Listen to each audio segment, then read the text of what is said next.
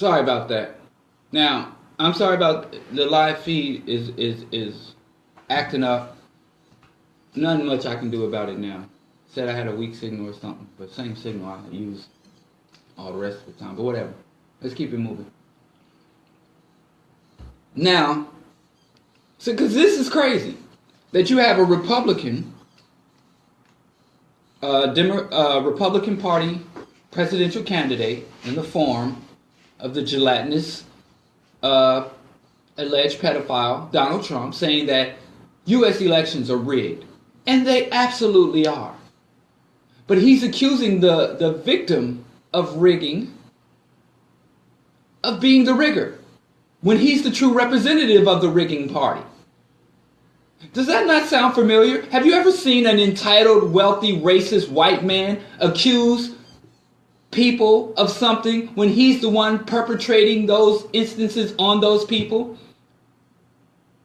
So, Donald Trump is a fraudster. He's a confirmed criminal and con man. But then he walks around talking about, like, the innocent young men, like the Central Park Five, they're the criminals. So you got a entitled, racist, privileged criminal calling innocent black people criminals. You have a man who is a rapist calling vulnerable migrants rapists. So it doesn't that's called psychological projection. When they could say black men are dangerous, black men are criminals, black men are this and that. But then most of the people putting that black folks do drugs. You got drug addicts enforcing drug policy. This is just so American. I mean, I'm about to shed some patriotic tears. Because this is people talking about, oh, Trump is American. He's so American, it hurts. He bleeds red, white, and blue. He is everything. He is the living, if America had to be distilled down to an entity, to an individual, it would be Donald Trump. And then if you remove Donald Trump's rib to make a woman, it would be Hillary Clinton. This is the most American election that has ever happened in the history of America. So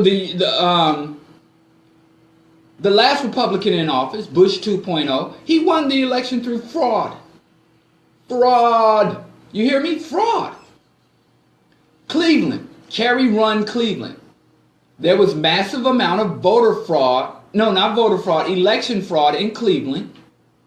And when Bush carried Cleveland, Bush carried the nation. When he was running against Al Gore, and remember Gore had a very unwise vice presidential candidate, an ultra-conservative right-wing Zionist fascist in Lieberman. And remember, they used to call him sore loserman, Gore Lieberman, sore loserman. That's the most clever thing the right wing in America has ever come up with.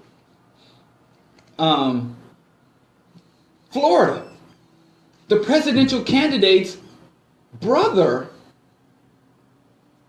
was the governor of the state, and you know the states run the elections, not the federal. Every state is able to officiate and run and set election policy. Every single state. That's the state issue. Now you had the Voter Rights Act, which was, well, that's over with, so we ain't even got to talk about that. But I mean, just that's some old banana republic, third world, backwater nation type business right there.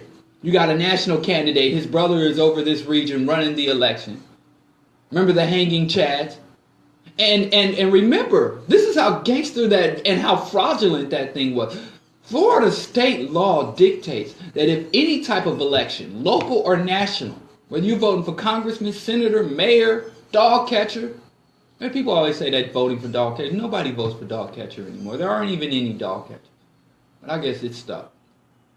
But if there's election within certain margins, if it's certain level of margin or statistical error, then it automatically dictates that there must be a hand count of the ballots. That's Florida state law. And so remember, Gore, I don't know what they stepped. Because I don't know what they brought to him. I guess they promised him an Oscar if he would punk out. I don't know. But Gore is a punk. You're a punk, Al Gore. Talking about you gonna save the planet. Save your manhood, punk, chump, sucker. Anyway. That's water under the bridge. What I wanted to say was the automatic recount. And as they were doing the automatic recount, they were showing that Gore had actually won the vote. And they were going all over Florida, the Republican state, with a Republican electoral board. They were finding ballots, hidden ballots. Before the election even started, they had purged black folks and potential Democratic voters off of the voter rolls all over Florida. They were lying, saying people had... And you know, this is election fraud on a statewide scale. And so, the automatic recount started in Florida, 2000 election, and Gore didn't say do it. Gore had nothing to do with it. Gore was too chump punk suckered out to do anything. He was just sitting there with that blank stare that he and his wife used to have. And I had no love for Al or Tipper Gore, because remember, they tried to bum rush, you know, hip hop. They tried to talk about hip hop was making America violent. You know, like Columbus was listening to E40 while he was on the Santa Maria, sailing over here, smoking opium and drinking rum, listening to E40, and that's why he came in. Yeah, come on. But anyway, let me shorten this up, because I got a lot of nonsense that these two parasitic fascist candidates spewed to the American people. But anyway, Bush sued Gore. Remember, Gore didn't say, hey, y'all still in the election, I'm suing you. Bush sued Gore to stop the count. Basically, when he wasn't even responsible for the count.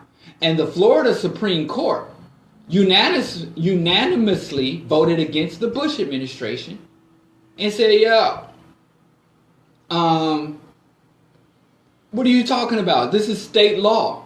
We're going to count all the ballots and count all the votes. What the heck are you suing to stop the vote count for? They knew why, but that's absurd. You don't even have standing. You have no grounds to even bring forth this lawsuit. So the Florida right-wing conservative Republican Florida Supreme Court said, we're going to decide in favor of Al Gore. Then they took it to the Supreme Court. They scrambled. Emergency session of the Supreme Court. And remember, the Supreme Court was populated by Reagan and Bush, the first Bush. Because Reagan was president for 2 terms. His vice president was Bush daddy, Bush mama, baby daddy. And then Bush mama, baby daddy, Bush 1.0, had 1 term. And then he threw in, he slam dunked and threw Clarence Uncle Tom ass down our throat.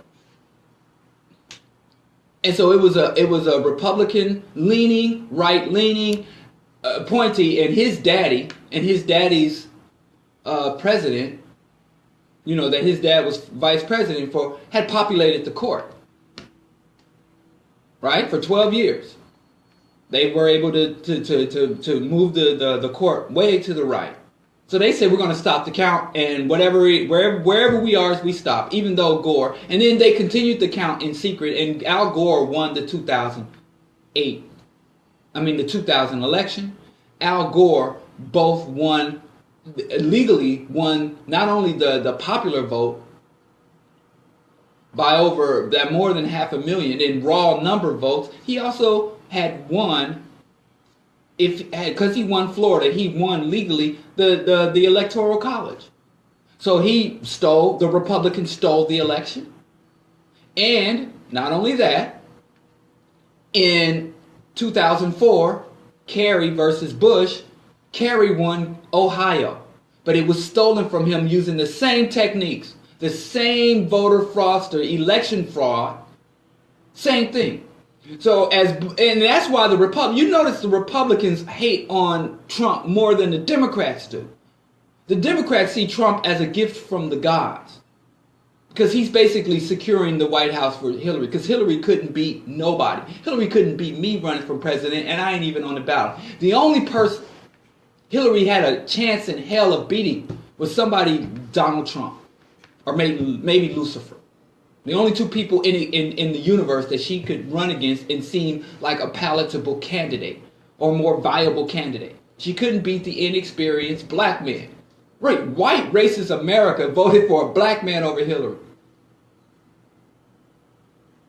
That's how much Hillary is disliked, distrusted.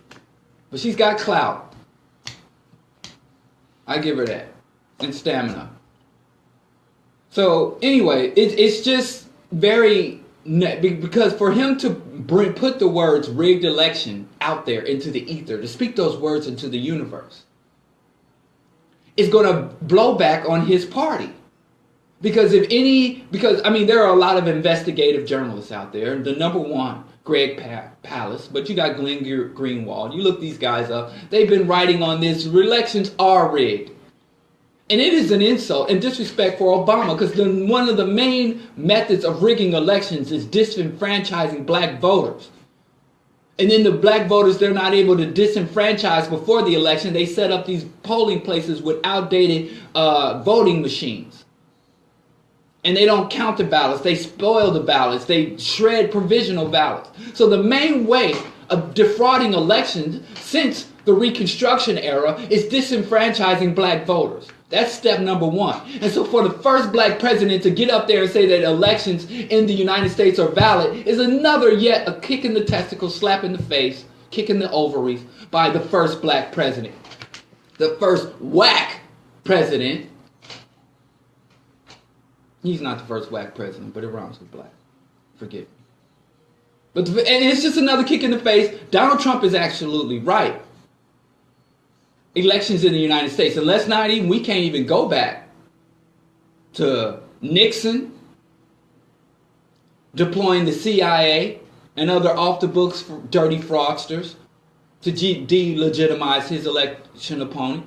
Remember the October surprise? Remember the Iranian hostage? If it wasn't for the Iranian hostage situation, and they did the same thing to Ford with the Vietnam War when they wanted to, not Ford, Lyndon Baines Johnson. Remember, he was going to negotiate peace because he was otherwise, aside from the Vietnam War, he was a very popular president. And they went behind his back and was like, listen, don't negotiate peace. Don't come to Paris for peace talks until after the general election, and we promise you a good deal. They did the same thing with the American hostages in Iran when it was Carter versus Reagan. U.S. election, United States does not have a peaceful transition of power. It does not have open, free, and fair elections. And yes, the elections are by and large rigged. And they're even legally on the books rigged. Just go and look up gerrymandering. The reason this country, even though policy-wise, it's a blue country, but election-wise, it's a red country. The only way that the Republican Party is still viable is through rigging elections and gerrymandering. Open and hidden fraud, plus now that bribery is legalized. It's always been going on, but now bribery is naked and blatant. It's like torture under Bush. Oh, America's torturing. America has always tortured, but now it just got butt naked with the torturing. Before the torturer would walk in with the leather bodysuit, now the torturer comes in completely nude. It's just exposed now. And so the United States is like a lot of its dirty laundry is hanging on the global clothesline. Stained up drawers. Right? And that's the real problem. The facade of democracy, the facade of civil society is being ripped away from America. From fascist police killing black people in the streets, to openly fascist politicians, to electing unelectable, corrupt, long-standing bureaucrats like Hillary Clinton. That's the real problem. But Trump is right. Elections in the United States are rigged. There's an enormous amount of election fraud. Very little to no voter fraud. But a massive amount of election fraud. Because as we had discussed before, the United States will violate its own laws. Now, at this point, the state is more important than the nation. And I'll get into that later. But the biggest thing is not even Trump saying the elections are rigged and Hillary asserting that the elections are not. The biggest insult is Obama to come out after the debate and state that America has a tradition of peaceful transition of power when black people were lynched for voting. Peaceful transition of power where black people were intimidated, poll taxed, Klan members showing up with shotguns outside of polling places. Black people have never been able to comfortably and freely exercise the franchise of voting. And for the first black president to just crap on all of the suffering and struggling just in relationship to voting. And then you talk about peaceful transition of power. Go look up when black people tried to get on the ballot in the post-Reconstruction America. So yeah, the election is rigged, but vote anyway. I already gave you my assertion. It gave you my whole voting speech. It should be up on the archives. But the fixed elections, I'm going to give Donald Trump the point on that. Let me keep score. See, I'm going to say who won the debate. Trump told the truth in the middle of a lie. But the only reason he told the truth is because as a result of a double lie. Because it wasn't a whole truth. And as Kwame Ture said, a half truth is more dangerous than a full lie. And so Trump told a half truth. And I would have given that point to Hillary, but then she told the full lie. I don't know. But then let's talk about another big thing out of the most recent presidential debate is when he said, we've got some bad hombres. So on immigration. Trump says he's going to build walls and deport every illegal immigrant because he respects the rule of law. And just, you got to obey the law. And Trump is lying. He's full of crap, of course, because if he really loved the law, he'd go and lock himself in the dang on prison. Anybody ever watch Andy Griffin? And the town drunk used to walk into the jail, get the keys, lock himself in the prison, and then hang the keys up. That's what Trump should do. If you ever watch Andy Griffin, they had that running thing where the town drunk would put himself in jail. He's like, I'm so horrible. You know, don't even arrest me. I'll just lock myself up. And Hillary says, no, we have to work. We need immigration reform. Blah, blah, blah, blah. Here's the real deal about immigration. Again, you have the Republicans with the rhetoric. Deport them, do this, do that. But when you look at policy, no president has deported more immigrants, has put more immigrants in illegal detention, more immigrant children, no president has sent more immigrants back to the slaughterhouse. Immigrants that weren't just coming here to take your jobs, but immigrants who were coming here to escape U.S. foreign policy. U.S. imperialist subversive foreign policy, and escape the narco-terrorism of Latin America that is fueled and funded by the U.S. addiction to drugs and U.S. CIA addiction to dark money, unaccountable money. He sent them right back to be enslaved, to be raped, to be killed. Nobody's done that more than the Obama administration. In fact, in the Latino, Hispanic, activist community, they call him the deporter-in-chief instead of the commander-in-chief, because he's been most aggressive about deportation and enforcing the most draconian aspects of the immigration law. But the Democrats is the party of pro-immigrant rhetoric and anti-immigrant action. Whereas, I'm just telling you, you can verify everything I'm saying. Don't sit here and be like, oh, I'm stumping for Trump, or I'm banging for Hillary. I'm not voting for either one of them. I'm voting for Jill Stein. I'm voting Green Party. But you know who is voting for Hillary? Angela Davis. Figure that one out. Anyway, where was I? Oh, immigrants. But you know what president signed the largest amnesty bill? And the amnesty bill is basically saying you came here illegally, you come do your paperwork, you haven't committed a crime, we'll just give you citizenship. Because you're here, you've been here, you got family here, we know you stuck here. Ronald Reagan, openly racist white nationalist Ronald Reagan gave thousands of immigrants amnesty. So the Republicans are the party of anti-immigrant rhetoric. But up to this point, if we keep in score, they're also the party of more pro-immigrant policies. Go figure. Go figure. So what's really going on? What's really the deal? Here's the reality. And black folks, I'm not talking to y'all right now. I'm talking to these white people that are so anti-immigrant. If you don't like people coming into your country, and we know, because you know, after the Iron Curtain came down, the United States was flooded with a barrage of Eastern European immigrants. Bosnia, Ukraine, but these are white folks. Unless you spoke to them as they walked up and down the street, they look just like you white folks. So you never hear them talk about all these Ukrainian, these Eastern European, and not only are these Eastern Europeans flooding into the East Coast, I was just in New York, doing some construction work, overseeing some construction project for a relative. Every single worker there, the plumber, everybody, Eastern European, Boris. And remember, these are the people coming from countries that used to have nukes aimed at your head. These are former communists, former fifth columnists, behind the Iron Curtain. Remember, the evil empire, but y'all don't say nothing because they white. Because they're white. You could have demons immigrating to the United States from the pits of hell, and if they're white with white hair, blonde hair, blue eyes, white folks won't say nothing. You got black angels immigrating from heaven, bringing manna and gold and milk and honey, and black folks were, these angels taking my job. It ain't about immigrants, it's about the color of the immigrants. Let's keep it trill. But so be it. Y'all racist, y'all being racist, y'all gonna stay racist. I ain't even trying to cure y'all racism. I'm just trying to help y'all keep the colors out. So I want to help y'all. This is how you do it. When you look at an immigrant population coming from a non-white country, because I know y'all want Scandinavian immigrants. Come on. Swedish, come on. German, come on. But if you want people from the global south, from Africa, Sudanese, Somali, Central Panamanian, Mexican, cut off the importation of resources, and you will cut off the flood of immigrants.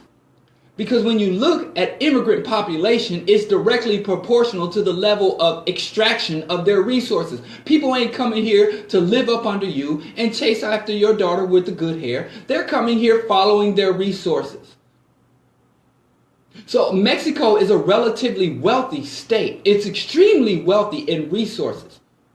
But what the problem is that the United States has erected a small oligarchy in Mexico and runs Mexico as a proxy state. So whenever there is a Mexican government in place, the first thing they do is send a delegation to D.C. and say, what do we do? And the D.C. delegation comes back to Mexico and runs Mexico on behalf of U.S. multinational corporations. So your problems with immigrants don't start in Mexico, it starts in D.C. If you would change up your economy and say we no longer want an imperialist economy that extracts the wealth and resources and overcomes the sovereignty of other states, and if you would say stop stealing other nations' resources and stop subverting the sovereignty of other states, guess what? People will go, and how do I know this? What's another place y'all hate having immigrants from? Haiti. Now, I know people in the Midwest and don't, but if you live on the East Coast, especially the Southeast, white folks are all in tizzy, Haitian immigrants. And we're darker than Mexican immigrants. When the Lavalas party came to power and elected Aristide and began down the road of having true sovereignty and a representative government that didn't run the Haitian state on behalf of foreign interests, but on behalf of the Haitian people, Haitian immigration for the first time in over 60 years reversed, where you had more Haitians migrating back to Haiti than you had immigrating to Haiti. And this was in the era of the boat people. Remember? George Bush was sending the car. You had poor Haitians on little rafts, inflatable inner tubes, risking their lives to come here to the United States. And he would send out multi-million-dollar, radar systems and boats, military weapons, coast guards, and snatch them and tow them back to Haiti, where they would be tortured, where they would be incarcerated, where they might be killed right on the coast in front of the U.S. Coast Guard. All of that stopped. And people like, Haiti is coming back. We've got our own government. Let's go. And what did the United States do? They sent in the Marines. They funded the opposition to overthrow in a coup. And they sent in the Marines to make sure the Lavalas movement never rose up to represent the interest of the Haitian people again. Oh, and that was your homie Clinton. When we had two presidents, co-presidents, remember the Clintons ran as co-presidents, so people can't say you can't blame her for what Clinton did. Yes, you can, because if you go back and look at their pitch, they said this is a co-presidency because my wife is a Rhodes Scholar, she's educated, and she will work hand in hand with me on policy. So yes, she is to blame for the dirt Clinton did. So then after that, what happened? The flow of migrants after the U.S. violated Haitian sovereignty, the U.S. had more flooding Haitian immigrants, and then y'all started complaining about Haitian immigrants, illegal immigration, again. Let me tell you something. Shut down the maquiladoras, which are the U.S.-owned factories just on the Mexican side of the border. Literally, they'll go 10 feet within Mexico and set up a factory because they can hire Mexicans as slave labor and they can ignore all environmental regulations. They can dump all the pollution right in the Gulf of Mexico or right there in the soil. And then you have pedophiles and child molesters, same thing I guess, serial killers that go down to the maquiladora and slaughter those poor Mexican workers because they don't have a voice and they don't have power. So rednecks and white nationalists go down there hunting people, thrill kills, leaving people to die and starve in the desert. It's crazy down there. Just look it up. There's documentary films made about it. Heck, even Jennifer Lopez made a movie about it that nobody saw. Even though the acting was horrible, the message was true. And I mean, kudos to her for even trying to bring attention to that because nobody else seems to care. Not even the white liberal media talks about what goes on in the development zones after NAFTA. So the Clintons screwed Haiti and Mexico harder than it been screwed. With NAFTA, free trade, CAFTA, Central American Free Trade Agreement. But if you want all that to stop, just go to Washington and say, number one, stop stealing other nations' resources. Number two, respect other nations' sovereignty. And I guarantee you all these funny talking colored folks will be out of your hair. And now you don't have funny talking colored folks in your hair, and then you can just focus on the lice in your hair and the dandruff. And you don't have to worry about it. Because that's the only way you're going to stop immigration, because people are going to follow their resources. And I guarantee you, if Mexico built up a fascist, imperialist army and came to the United States and started extracting the resources from the United States and stealing the wealth from the United States, and if the U.S. government erected that wanted to empower the American people and keep the resources of the United States within the confines of the United States, I guarantee you, y'all would start migrating to Canada and Mexico. Not because you no longer love America, but because people follow their resources. And whenever you find a population of people here, you got a large Somali immigration, you know the United States is bombing Somalia while robbing its oil, while sending off its corporate interests to rape the coastal area of Somalia. Congolese immigrants, Sudanese immigrants. Every time you have a large population of immigrants y'all don't like, I guarantee you it's to buy. Look, Honduras. You always find. So you white folks that complain about immigration, it's a direct byproduct of U.S. imperialism. So fight U.S. imperialism or shut the hell up about immigration. And what else? Okay, now we're going to talk about Russia and Putin. And I mean, gosh. Okay, I'm in the debate. I ain't running for president, but this is my positions. If I was up on that stand, would bring them to Hillary, Rodham Clinton, and fill them up and rape them down, Donald Trump. This is my positions on the key issues. Now, as far as Russia, I mean, Russia has always been a convenient patsy for the U.S. ever since the first Bolshevik Revolution at the turn of the century, ever since World War I, really. Russia has always been used to get the American populace in a tizzy. But the thing is that it was proved and confirmed after half a century of being told that the Russians are doing everything in their power to not only take over the world, but overthrow America, that the Russia never organized, never planned, and never intended to have any type of aggression towards the United States. But it has been proven through freedom of information that the United States has not only invaded, bombed, subverted Russian infrastructure, that it had always had a hostile and aggressive stance towards Russia. Russia has not invaded any countries where the United States has over 270 bases around the world. The United States has invaded just in Obama's administration. Obama is currently engaged in 7 open, illegal, unsanctioned, undeclared wars across the world, violating sovereignty, and that's building on what Bush did. Obama expanded the Bush aggressions. He didn't contract them. He just said, okay, I'm not going to use troops, I'm going to use drones. But it's still illegal. It's still an act of war. Also sanctions, spying, hacking. Whereas Russia, look at the places where they're like, oh, Russia in Georgia. Russia was responding to aggression.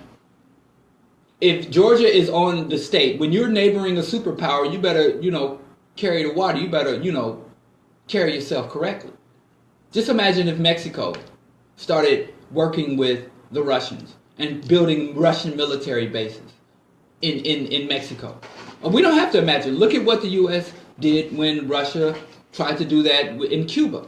You had the Bay of Pigs. The world brought to the brink of nuclear war. But the United States is bringing NATO, and this is just so much. This is a whole show unto itself. Just know that Russia is not the aggressor. Russia is not the boogeyman. And Russia, just the facts, whether you like it or not, And they say, oh, Russia is racist, which it is. It's a different kind of Slavic racism. That's why.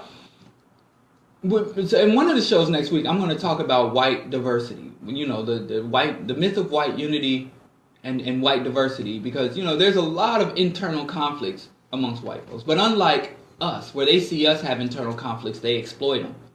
We just ignore them. We don't even pay attention. Where there's a lot of different, and we sometimes act like all white people are a monolith. But there's a lot of internal, cultural, ethnic, tribal conflicts. They just don't call it that because there's sophisticated scientific race of people, whereas we are the primitive savage. I suppose it's the rhetoric.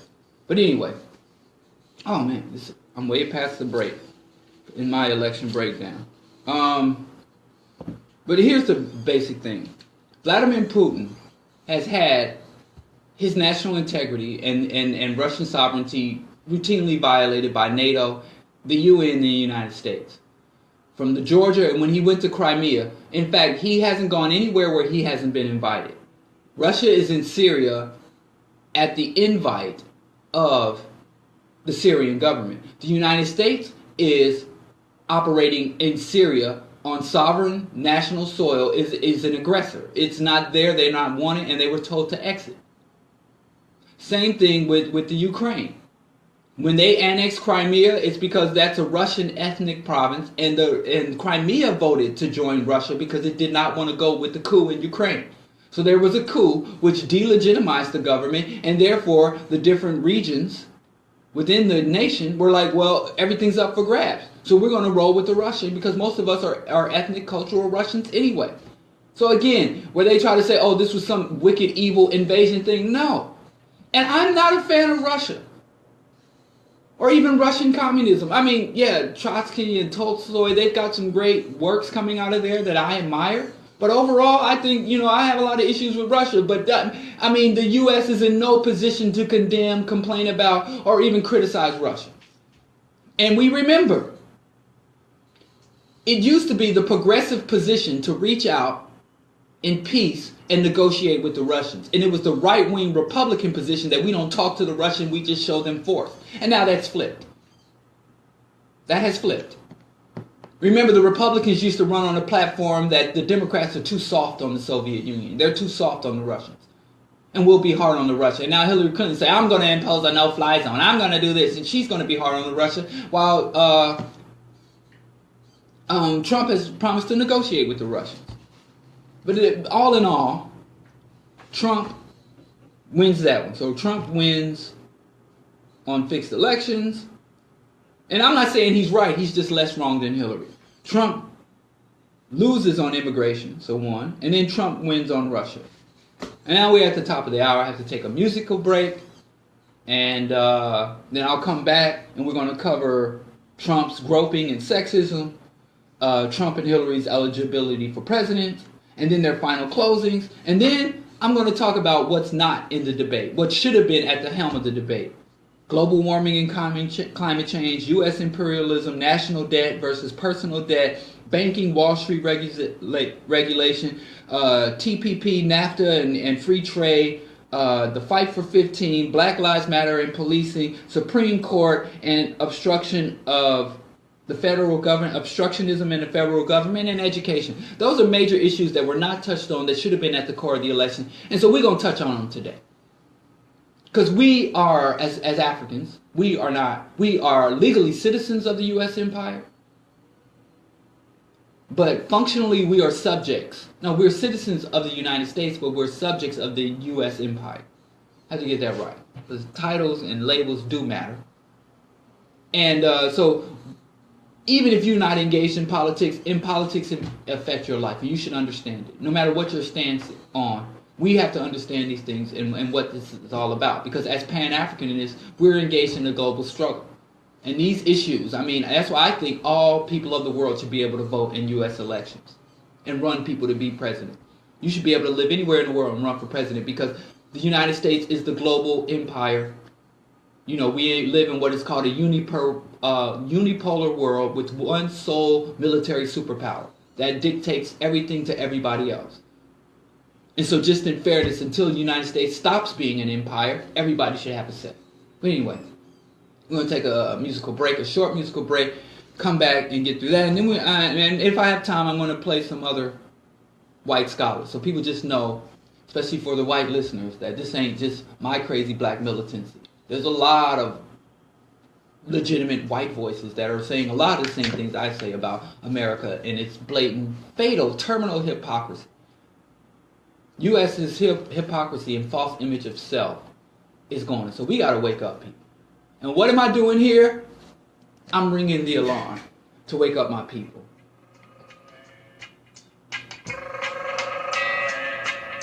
Hey, ring the alarm. Hey, whoa. Ring the alarm. Another sound is dying. Whoa.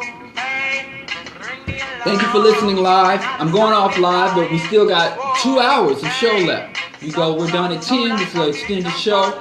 Talk about a lot more coming, so you can go to QUE4.org to listen live, or you can listen live on the Q4 Radio Facebook page, and you can find it on the archives at DialloKenyatta.com sooner than later. Again, thanks for listening, and I'll see y'all soon. Or at least engage y'all soon. I don't know about